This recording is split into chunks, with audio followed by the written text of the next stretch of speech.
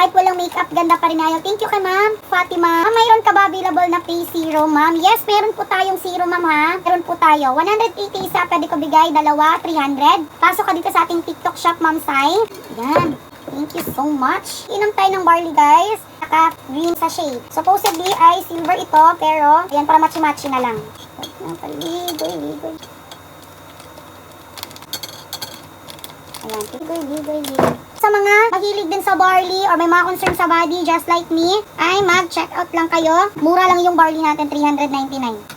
Ayan, mainom lahat. Kapag 10 din ang bibili nito, mabibili na lang siya ng 350 isa. Minimum 50 pieces, bibili ko na lang siya ng 330. So, ito yung nakatulong sa akin dahil mas productive ang day ko pag nakakadrink ako ng barley. Dati, my God, puro tulog lang ako, girl. Nung nag-barley na ako, konti na lang yung tulog, yung parang pagod na pagod lang, ganun. Kala ko, why? At kasi hindi na ako masyadong napabangit ang mukha ko, guys, pag umiinom ako. Uy, naka 5K! Kapag naka-upset ako ng inom, guys, sumasakit, kumikirot yung bukol. Pagbibigyan ako sa pamilya ko kasi yung mama ko, mayroon siyang vertigo, may butas sa puso. Si ate ko, pagod din lagi sa trabaho, prone din siya into binat. Pareho kaming prone into binat, pero sabi ko sa kanya, kung magustuhan niya lang talaga yung lasa nito, ay nako, hindi na mag-a-appear yung binat-binat niya. Tapos yung papa ko, kapag kunwari kakain siya ng taba or iinom siya ng liquor, yung paa niya namamaga. So kailangan makainom sila nito. Si mama walang problema, umiinom yan kahit yung mga herbal nga, diba, yung nakapagpawala sa bukol ng breast niya. Wala lang tong problema sa kanya. Si papa hindi ko sure kung may inom siya ng ganito. Basta ay papadalan ko sila, pero wala kasi sila sa bahay ngayon. Alagang-alaga ko ni Habi, guys. Pang time to time na padala ko yung pagkain dito, tapos ako sa kanya. Ayan, empty stomach po, correct po yan. Tapos hindi ka magugutom. Lunch na ang next mo kain or mga hapon na, yung paggabi na. 10 sachet na, yung 399. Masarap yung barley natin from to.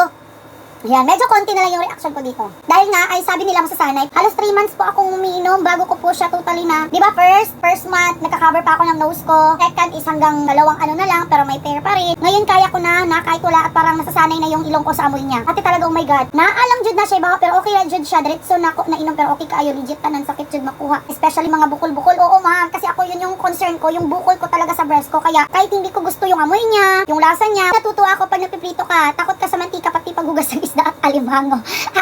In general po, prone to binat kasi ako. Ngayon, hindi na. Guys, kahit isang kain lang, kunwari may mamiss ako sa 3 kain sa isang araw, mabibinat na ako, malalagas na yung buko, sumasakit yung ulo ko, kasi yung ngipin ko parang mahuhulo. Ganun nangyayari sa akin. Ngayon, guys, from dati kahit magwawalis lang, napapagod kagad ako kasi ako din kasi nag-iisip lahat sa business, sa content, mga ganon. So, napapagod ako, nag-iisip pa lang. So, how much more kung gagalaw pa ako. Ang nangyari, hindi productive ang day ko kasi isang isip, isang galaw, naantok, napapagod, more on tulog. Ngayon, hindi na ako more on tulog. At nakaka-live pa ako, nakakapag-TikTok pa ako. O dati, sus, halos hindi na ako makapag-TikTok, na-miss ko ng sumayaw. Pero ngayon nakakapag-singit tayo ng TikTok. Ayan. Opo, tama po. Kaya bili na kayo dyan. Legit po yan. Thank you, Ma'am Berry, ha? Guys, the reason talaga na naglabas ako ng sarili kong brand, guys, pwede ako maglabas ng juice na pampapayat. Pero inuna ko to, dahil nga po ay may personal concern ako sa sarili ko, yung bukol ko, yung picos ko. Since, di ba, napaplano kami na magka-baby ni Bobby. If bibili ako sa iba, tas ang mahal, hindi ko kayang everyday, girl. Tapos gusto ko ding bigyan yung pamilya ko, hindi na kaya lalo. Kaya, naglabas ako ng sarili ko para sa napang personal use at sa kanila. Eh, during sa journey ko, ang daming nagtatanong kung magkano daw benta ko, kasi mas kaya nila compared dun sa iba. Barbie Lips, ma'am, the best, Jud, love it. Ayan, sabi ni Ma'am JM Store. Yes! Same tayo ng paborito, Ma'am Shiko. Super duper paborito ko na din ngayon si Barbie Lips, as in. Literal na pang Barbie talaga. Lalong-lalo na kapag i-feel mong Barbie look ka talaga. Thank you, Ma'am JM Store, for sharing the live. Ayan. Ganda yun po, ma'am. As in, like, nireko ko talaga sa ate ko to. Kasi pareho kaming prone into binat. Namana namin yan kay mama. Ang tunay na maganda, walang makeup. Sobrang ganda yan. Simple lang siya ngayon, pero kitang-kita ang tunay ganda. Oh, diba? Bagong ligo lang kasi ako, guys. Ito yung bare look ko. At saka, guys, hindi nyo ako makikita sa personal na nagme-makeup ng over-over. Ang ginagamit ko lang sa face ko, tinted sunscreen at saka Barbie Lips. Etong dalawa lang. Hindi ako yung makapal na makeup na mas maputi pa yung mukha kaysa sa leeg. Or yung gumaganda lang dahil sa makeup. Hindi, ayoko yung ganon. At saka, mas gusto ko yung mas maganda sa personal compare sa video. Ganda mo talaga, swabe. May mga concern kayo sa body nyo. Inom kayo ng barley gaya ng ginagawa ko. Dahil eto lang ang pag-asa natin. Kung feeling nyo wala naman kayong nararamdaman, okay, wag na natin antayin na may mararamdaman.